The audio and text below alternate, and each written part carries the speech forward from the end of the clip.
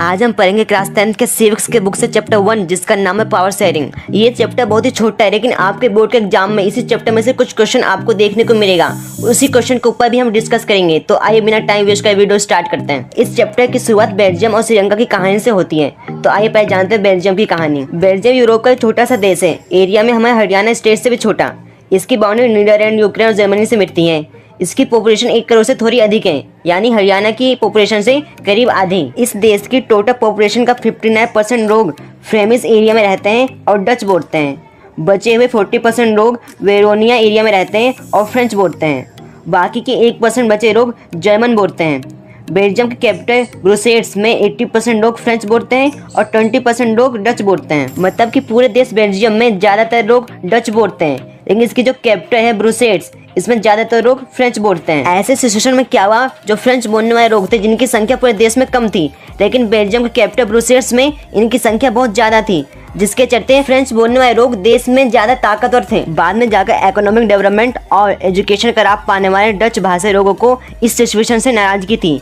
इसके चलते 1950 से 1960 के टाइम पे फ्रेंच और डच बोलने वाले ग्रुपों के बीच तनाव बढ़ने लगा। डच बोलने वाले लोग पूरे देश में ज्यादा थे, लेकिन बेल्जियम के कैपिटल ब्रुसेल्स में इनकी संख्या कम थी। इनके बढ़ते तनाव को देखकर बेल्जियम ने 1970 से 1993 के बीच अपने कॉन्स्टिट्यूशन में 4 चेंज किए, इसलिए ताकि देश में किसी को बेगानेपन का एहसास ना हो और सभी मिलजुल कर रह सकें। वह 4 चेंज ये थे कि फर्स्ट, सेंट्रल गवर्नमेंट में डच और फ्रेंच बोलने वाले मंत्रियों की संख्या इक्वल कर दी गई थी। और सेकंड ये था कि सेंट्रल गवर्नमेंट की अनेक शक्तियां देश के 2 इलाकों की रीजनल गवर्नमेंट को दी गई। थर्ड ये था कि ब्रुसेल्स में अलग सरकार है, इनमें दोनों समुदायों को इक्वल रिप्रेजेंटेशन दिया गया। फोर्थ ये है कि कम्युनिटी गवर्नमेंट बनाएगा जो कि भाषा के आधार पर बना था। इस सरकार के पास सांस्कृतिक, एजुकेशन और भाषा संबंधित शक्तियां हैं। बेल्जियम ने अपने कॉन्स्टिट्यूशन में यही 4 चेंज किए, जिसकी वजह से वहाँ के लोगों का तनाव खत्म हो गया। इसके बाद श्रीलंका की कहानी पे आते हैं। श्रीलंका एक आइसलैंड कंट्री है जो तमिलनाडु के साउथ कोस्ट से कुछ किलोमीटर की दूरी पर स्थित है।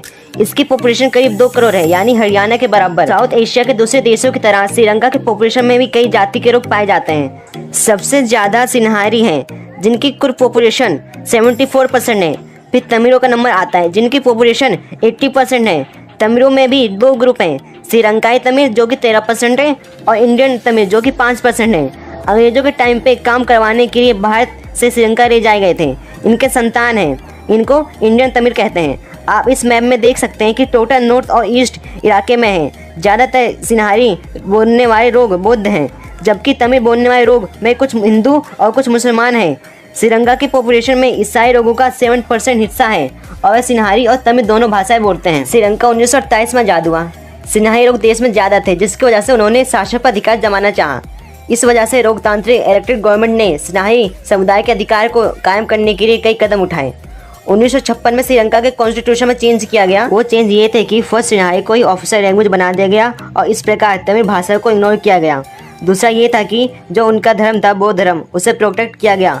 और तीसरा ये था कि यूनिवर्सिटी और गवर्नमेंट जॉब में सिन्हाई बोलने वाले लोगों को प्राथमिकता दी गई। इन सभी चेंज की वजह से जो श्रीलंकाई तमिल थे वे सरकार से नाराज हो गए। उन्हें लगा कि सरकार उन्हें दबा रही है, उन्हें उनके अधिकार नहीं दे रही और उनके साथ भेदभाव कर रही है। जिसके चलते क्या हुआ कि श्रीलंकाई तमिल ने अपनी पॉलिटिकल पार्टी बनाई और सरकार से अपने अधिकारों की मांग करने लगे, लेकिन सरकार ने उन पर ज्यादा ध्यान नहीं दिया, जिस कारण श्रीलंका में गृहयुद्ध देखने को मिला। हमने बेल्जियम श्रीलंका के बारे में पढ़ा। बेल्जियम में कॉन्स्टिट्यूशन में चेंज किया गया, जिस वजह से वहाँ के लोगों के बढ़ते तनाव को खत्म किया गया। दूसरी तरफ श्रीलंका के कॉन्स्टिट्यूशन में चेंज तो हुआ, लेकिन सिन्हारी बोलने वाले लोगों को ज्यादा ताकतवर बना दिया गया और श्रीलंकाई तमिल को अनदेखा कर दिया गया, जिस वजह से श्रीलंका में गृहयुद्ध की शुरुआत हुई। नेक्स्ट टॉपिक आता है, why is power sharing important. Power sharing important क्यों है? इसका आंसर है, ये लोगों के बीच के टकराव को कम करता है। सेकंड, ये राजनीतिक व्यवस्था मजबूत करता है। थर्ड, पावर शेयरिंग लोकतंत्र की आत्मा है। फोर्थ, सरकार को सच्चाई प्रदान करता है। अब आप जो ये देख रहे हैं ये वर्टिकल डिस्ट्रीब्यूशन। सबसे ऊपर आता है सेंट्रल गवर्नमेंट जो कि पूरे देश के लिए कानून बनाता है। फिर आता है स्टेट गवर्नमेंट जो कि स्टेट के लिए कानून बनाता है। फिर आता है लोकल गवर्नमेंट जो कि ग्राम पंचायत, ब्लॉक कम्युनिटी और जिला पंचायत के लिए कानून बनाता है। ये है वर्टिकल डिस्ट्रीब्यूशन। इसके बाद आता है पावर शेयरिंग पैटर्न जो कि 4 पार्ट में डिवाइड है। First, vertical of power distribution.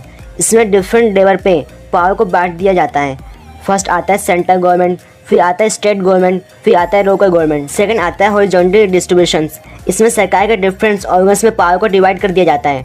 First आता है लेजिस्लेचर, जिसे विधायिका कहते हैं, जो कि कानून बनाने का काम करता है। फिर सेकंड आता है एग्जीक्यूटिव, जिसे कार्यपालिका भी कहते हैं, जो कि देखता है कि अच्छी तरह से काम हो रहा है कि नहीं हो रहा है। फिर थर्ड आता है जुडिशरी, जिसे न्यायपालिका भी कहते हैं, जो कि देखता है कि ये लोग ईमानदारी से अपना काम कर रहे हैं कि नहीं कर रहे हैं। फिर थर्ड आता है distribution of power among different, इसमें सोशल ग्रुप और भाषा और धर्म के आधार पर पावर को डिस्ट्रीब्यूट कर दिया जाता है। फिर फोर्थ आता है डाइवर्स डिस्ट्रीब्यूशन ऑफ पावर, इसमें सोशल ग्रुप, प्रेशर्स ग्रुप और पॉलिटिकल पार्टी के थ्रू पावर डिस्ट्रीब्यूट हो जाता है। आप जो अपने स्क्रीन में क्वेश्चन देख रहे हैं, अगर आप इसकी प्रैक्टिस कर लेते हैं तो इससे ज़्यादा हार्ड क्वेश्चन आपसे नहीं पूछा जाएगा। तो आई होप आपको वीडियो पसंद आया हो। अगर आपको वीडियो पसंद आया है तो आप चैनल को सब्सक्राइब, वीडियो को लाइक कर सकते हैं। तो मिलते हैं नेक्स्ट वीडियो में, तब तक के लिए गुड बाय।